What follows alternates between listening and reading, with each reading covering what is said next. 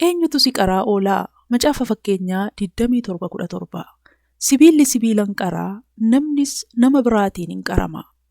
Nama sibiila qaru agartanii beektu? Sibiilli ibidda keessa kaa'ameetu sibiilaan rukutama. Yookiin mana keenyatti yoo albee walitti rigne wal qaraa. Bara kana wanti nama qaru hedduudha.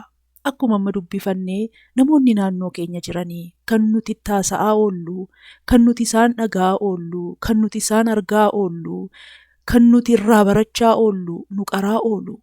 Akkasumas miidiyaan hawaasummaa kan nuti ilaalaa oollu, yuutiyuubii nuti dhaggeeffachaa oollu, kitaabni nuti dubbisaa oollu, tiivii nuti ilaalaa oollu, reediyoon nuti dhagaa oollu, kadhannaa nuti dhaqnu, waldaa nuti dhaqnee waaqessinu, lallabaa fi faarfannaa nuti dhaggeeffannu hundumti isaayyuu jireenya keenyan qara. Kanaaf jaallannus jibbinus qaramaa oollaa jechuudha. Egaa waa'een qaramuu keenyaa waan gaaffii keessa hin galle ta'e gara kamitti akka qaramaa oollu sirriitti hubachuun nurra jira. Eenyu akka nu qaraa oolu barbaannaa? Qartuu isa kam jireenya keenya keessatti eeyyamnaa?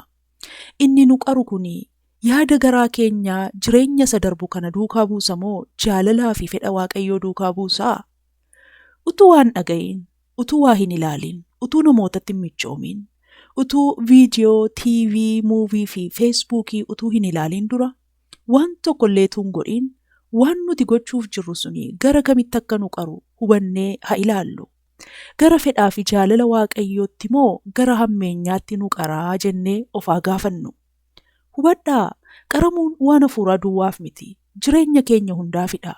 Jiruu kee hojjennuuf, jireenya hawaasummaa qabnuuf, gaa'ela keenyaa hundumaaf qaramaa oolla.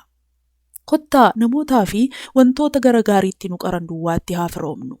Keessumaa yeroo umuriin keenya waggaa 30 gadi ta'e salphaatti namaaf haalaan qaramaa oolla waan ta'eefi maaltu na qaraa jiraa jennee of gaafannu. Har'a wanti nu qaraa oolu boor waan nuti taanu murteessa. Ija isa nu qaraa oolu boor jireenya keenya keessatti agarra. Kottaa abbaan arge akka nu qaruuf hin eeyyamnuufi sagaleen Waaqayyoo, hafuurri qulqulluu fi namoonni Waaqayyoo nu haa qarani.